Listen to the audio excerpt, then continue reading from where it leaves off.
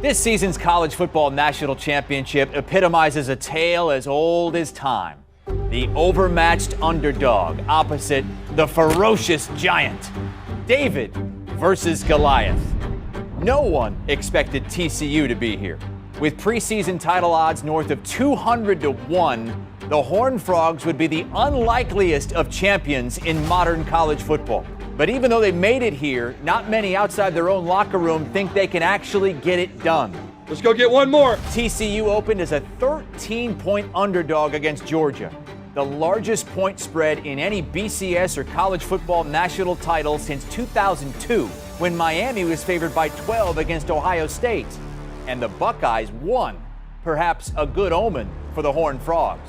But in terms of talent, the matchup is lopsided. Georgia boasts the second most talented roster in the country, while TCU doesn't even crack the top 30, ranking 32nd overall. But the games aren't played on paper, and if anyone knows that by now, it's the folks from Fort Worth. We're going to do exactly what we've done every game up to this point. We're going to prepare the best we can. We're going to play really hard. Our guys are going to play tough. On the other side, the Georgia Bulldogs, the defending national champions. The Dogs seeking a dynasty, looking to become the first program to win back-to-back titles since Alabama did it a decade ago. The defensive coordinator for those Crimson Tide teams, Kirby Smart, who's brought that same winning culture with him to Athens. Take the snap, take a knee, win the game! Since Smart took over in 2016, the Bulldogs have had 4 12-plus win seasons. They've had 50 players drafted, and this will be Smart's third national championship game. If we want any chance of winning a national championship, we have to play a lot better football, but we got to keep the resiliency and composure along with us. It's been the best college football playoff to date, and we've got one more game to go. Who will stand victorious when the fight is over? David or Goliath?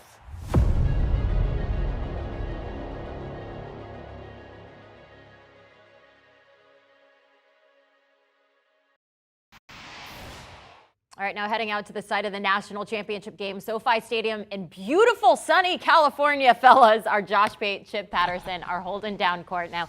Georgia looking to become the first repeat national champions of the college football playoff era, the first time since Alabama did it back in 2011 and 2012. So Chip, what would a title mean for the Bulldogs, Kirby Smart, and really when you think about the SEC hierarchy?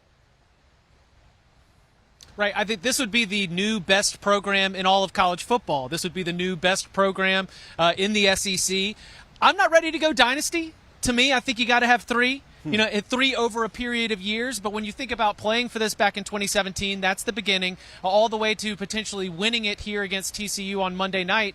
This is going to be one of the iconic runs that Kirby Smart is in the midst of. So I'm not ready to go dynasty just yet. But to me, a win here says number 1 program in college football, number 1 program actively in the Southeastern Conference. And, yeah, maybe 1 ring away from us being able to talk the big D word. There is a sly grin that comes over my face when we start talking about implications if Georgia wins this, because it really will not feel real, even for the people here, even for those of us on the ground. I think it will take years and years, Jenny, to fully appreciate the fact that if they win tonight, if Georgia wins tonight, they will have accomplished more with a former walk-on at quarterback. That story's been beat to death, but they will have accomplished more in the span of 24 months than the program had in its previous infinity years combined. Ooh. They came into 2021 with 2 titles in history, and one of them people argue about. So the other one is really the only fully legit one, and now Indianapolis and Inglewood, California, just like they drew it up back in the day. That's how they bring it home if that were to happen. Huge story, obviously. Yeah, and you guys mentioned it, Stetson Bennett there, the former walk-on. We've heard the story time and time again, but what he's done really to lead this team has been incredible. But when you look at the health of their offense, there are definitely some questions there. Ladd McConkey, not 100%. He suffered that knee injury about a month ago. And then the status of tight end Darnell Washington up in the air. So, Josh, what's the latest that you're hearing there? I think both guys will give you what they have. Darnell Washington, it's an interesting story, Jenny, that you're probably aware of because you cover the team on a week-in, week-out basis. I don't think a lot of the country is aware.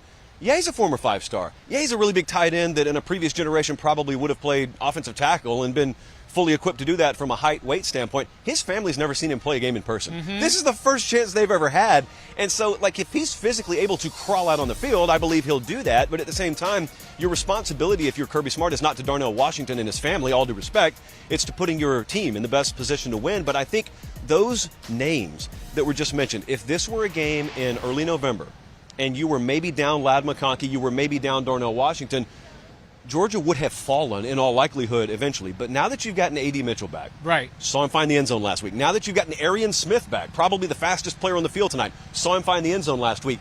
It's still detrimental if those guys can't give you 100%. But it's not, the proverbial death sentence offensively that it would have been 2 months ago. Yeah, the official line is hopeful. I do believe he's going to be on the field warming up, Darnell Washington, that is. I do believe Ladd McConkey's going to play in this game. But Kirby Smart, one of the first things he said when we asked him for updates yesterday was talking about his family and talking about how much Darnell Washington, the player, wants to be out there and give himself a chance. And what it means is not just Darnell Washington as a passing threat, but Darnell Washington as a blocking piece of this run game. When they come out there in that two tight end set, the thing that Sonny Dykes has said he loves about watching Georgia's tight ends is they're physical, they're nasty, they love to get in there and get a little bit dirty. I think Darnell Washington is going to be really motivated. I think he's going to be out there, but you're right. If he's less than 100%, you also have got a responsibility to him. Ladd McConkey, I do think is going to play in this game, but Josh is spot on. When you've got A.D. Mitchell showing back up, when you've got Arian Smith back in the lineup, in terms of my expectations for this Georgia offense, the Ladd McConkey injury doesn't have me downgrading my overall expectations. Yeah, it's interesting. They did get some key additions there, and you're talking about what Kirby was talking about when it comes to Washington. He told me that, especially when it comes to the perimeter game, Washington is such a huge part of that offense. So hopefully that he's able to be out there not only for the team, but for his family out there to be able to watch him, which would be special. We're going to switch sides now. You mentioned Sonny Dykes here. He has just found such incredible success in his first year as the head coach of the Horned Frogs. TCU, though, going with that player-led mindset when it comes to the way that they really worked this entire season. Now, Chip, how has the player empowerment found success when you look at this program? There was a lot of hurt within this program. The line that is used a lot is that there were only 4 players on the roster that had even played in a bowl game before kickoff in the Fiesta Bowl. But also there was a lot of emotional hurt. And one thing that I talked with Travius Hodges-Tomlinson about is that when they were losing, they were just a fractured locker room. There was a lot of complaining. There was a lot of blaming. And the one thing that Sonny Dykes was able to do right off the bat was to say, this is going to be a players-led team. We want you all to be a part of this. And what I've heard from all the TCU players is that brought the locker room together. So no longer was it fractured. No longer was it everybody in their own little corners and silos complaining and blaming each other. And offensive lineman Steve Avila said he saw it from the very beginning of the season because, it is amazing to laugh to think that the Colorado Buffs were up 3-0 on TCU in the very first game of the season. But TCU's players, they said they looked up and down the sideline. There was no complaining. There was no blaming. The player-led empowerment of this Horned Frogs roster, honestly, I think it's something that a lot of programs can take note of when it comes to future hires and first-year coaches. The experience on this roster is underrated. I know people who cover the sport day-to-day know about it. I don't think nationally it's been talked about nearly enough. Everyone knows about the 4- and 5-star disparity, talent lean, edge Georgia. There are a lot of 23, 24-year-old grown men in the TCU locker room that it really doesn't matter at this point what their star rating was 5 or 6 years ago in high school. But, Jenny, when you get to this point, any of the teams that have either made it to this level and in some cases made it while severely overachieving expectation tell you the same thing. At some point, the switch clicked and it became a player-led effort. And coaches just they let go of the steering wheel and they just sat in the passenger seat and said, good job, buddy. They pat you on the knee. You're doing good. But it's really players that get you to this point. No coaches get teams to this point. There are a lot of good coaches at a convention in Charlotte today instead of here in Inglewood, California, because they didn't get this to happen this year. Yeah, Dykes was talking about just how the game is just changing so much, and he said it's my job to adapt and be in front of those changes to try to make our program better. And he said that, he's a big believer in this player empowerment. Clearly, it's working right now. So we were talking about health issues on one side of the ball. We're going to talk about the other side. At this point in the season, everyone's kind of dealing with injuries, and for TCU, it's a question about the health of their star rusher, and Kendre Miller. He left the Fiesta Bowl with a knee injury. So, Josh, what impact could that have, depending on if he plays or not, for the Horned Frogs? A really big one. you would probably find a healthy group of people that say TCU's hopes of pulling the upset are contingent upon Kendre Miller playing. Chip, the reason I don't go quite that far is because the formula that Ohio State used to almost beat Georgia, and in the SEC title game last year, the formula Alabama used to beat Georgia, did not really rely on a run game at all. It was sort of complementary. It was like a cute ornament on the tree, and the tree consisted of a very, very high-octane and efficiency-led passing attack. Multiple guys, not just one, contributing. Jamison Williams, Marvin Harrison Jr., Quentin Johnson tonight, if it so goes down. You will remember those names, but there are a lot of guys. You disperse the football. Also, you have the added benefit of Max Duggan being able to give you some yards on the ground. You have the added benefit of, I think, the mesh really messing with the pattern matching in the secondary and linebacker that Georgia likes to do a lot. That potentially leaves a lot of those gaping holes, and you say, how did they not cover that guy? Well, they did cover him, at least on the grease board. It's just the mesh is really confusing. They got a lot of guys going a lot of different directions. If he doesn't play, Jenny, that is how you essentially have to manufacture the yardage that Kendre Miller would have given you. Yeah, I'm going to go a little bad news, good news here. Bad news, I don't think Kendre Miller plays. And this is me reading tea leaves, because when we asked Sonny Dykes about this, the first thing he said is, there are certain injuries that are pain tolerance and you can play through. But when you've got an issue like a sprained knee, you have to take into consideration that young man's future. And I know that Kendre wants to play. He's an incredible competitor. But at some point, we've got to be able to look out for his future. And that just sent my antenna off. I was like, I don't think he's going to play in this game, which might be the best decision to risk injury that could really hurt his future in football. The good news, now we got to, come on, sprinkle in some icing here. Amari DiMercato is sick. I mean, going into the Michigan game, Michigan's defense had only allowed Chase Brown, one of the best running backs in the country, to go for more than 100 yards. Kendre Miller goes out. DiMercato runs wild on this Michigan defense. And so I think that if you're a TCU fan, you are encouraged that the ground game, while Miller was incredibly productive and a little bit, below the fold in terms of how important he was behind a Max Duggan or a Quentin Johnston, DiMercato has been fantastic in the Wolverines when they needed him to be during that crazy back and forth. So I don't think, if I was guessing, that Miller's going to end up playing in this game. But the good news is that the Horned Frogs have a very, very capable backup.